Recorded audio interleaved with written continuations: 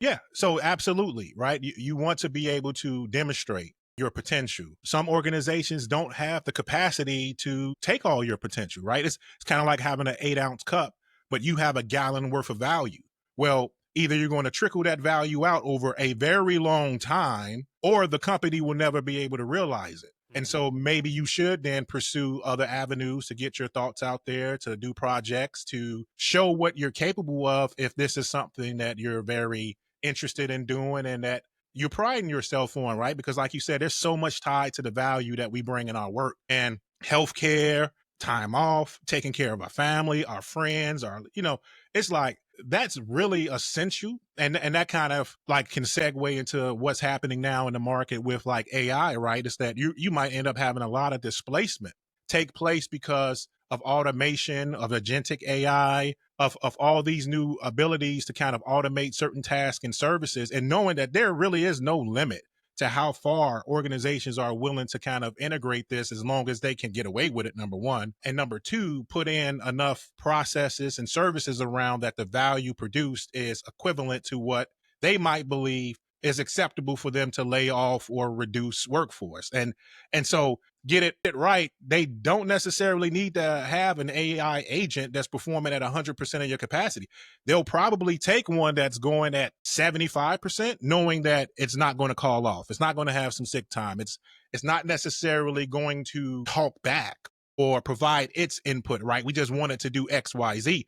So some companies, some leadership will value that over the creativity that comes with people who are not necessarily always that agreeable, right? So, like for me, I went down the security architecture path, and I was looking at TOGAF and DoD stuff and SAPSA stuff, and creating all these Excel spreadsheets and these checklists, right? And it was like most companies are like, "Hey, we're not really trying to do all that. Like, can you just give us the minimum we need to understand that we're passing this off to the next toll gate without necessarily, having to worry about something?" And so all that stuff that you would try to do could be suppressed because they just want it quick and fast. So now what does it look like if they can have 3 or 4 AI agents performing architecture and Yeah. producing everything that they need in a day and a half? And like I said, if everybody's doing it, then everybody is going to start to agree that there's a minimum amount everyone is willing to accept. So is it lowering our standards or is it increasing our standards? That's the question we need to ask. Yeah, it's a kind of a scary time for like the normal, everyday worker. It's scary and also exciting at the same time, right? Because that same power that is taking your job away, you can also use it to then automate something that creates you an income, right? But not a lot of people know how to do that. Not a lot of people have those ideas. It's a whole mentality shift that you have to have. But like, it's, like I tell everyone, we're in the infancy of AI. Like we've heard about AI for the last 30, 40 years, right? I brought on someone from NVIDIA talking about like AI security. And, I mentioned how it was like a very recent advent of the last like 10 years. And he goes, no, it's been around for 40 years. Like you could argue it's been around longer, even, and he was talking about it. And we're in the infancy still. Like it's taken this long to get to here, for an LLM to give you better information than what Google has. And companies are going just all in. I mean, there's companies out there, like my recent experience, right? They're going all in. If your job can be automated by AI, you're eliminated tomorrow before we even have the AI to do your job. Like it doesn't matter. We're going to eat the cost. We're going to save the money and we're going to put it all into this AI thing that we're developing, to handle everything. Right. And like, everyone will get on these quarterly calls. And the number one question is, when's my job going to be eliminated by this AI thing that we're developing? Right. It was always just handled with, that's not happening and this and that. But it's like, hey, man, we're all engineers. Like, we're all developers. You have to be smart to be in this role. Like, you have to be smart to some degree. Like, we can all see it. Like, you can just admit it. Absolutely. Absolutely. I mean, there's a paradigm shift, like in the truest form, right? Almost like what happened with the cloud, move and then the DevOps thing, right? And it was like, yeah, like if you're not doing this, then you're falling behind. Your competitors are going to do it. So do you really want to get out competed across productivity? That's cash flow, that's margin. and that's your livelihood, right? And so the idea more often than not ends up being, well, if everybody is doing it, why aren't we doing it? And if you can't convince the organization that it doesn't make sense to take on that amount of risk, then your organization is going to take on that amount of risk. And that's where AI governance becomes such a huge thing, because right now in the USA, we have NIST AI RMF, which is a framework that you can adopt, but it's like voluntary. It's not prescribed to you like the EU AI Act is. And so if you're not dealing with companies that have EU citizens or are based in the EU, then who's to tell you that you have to adopt an AI acceptable use policy right now, or you have to do an AI governance committee or an AI charter, right?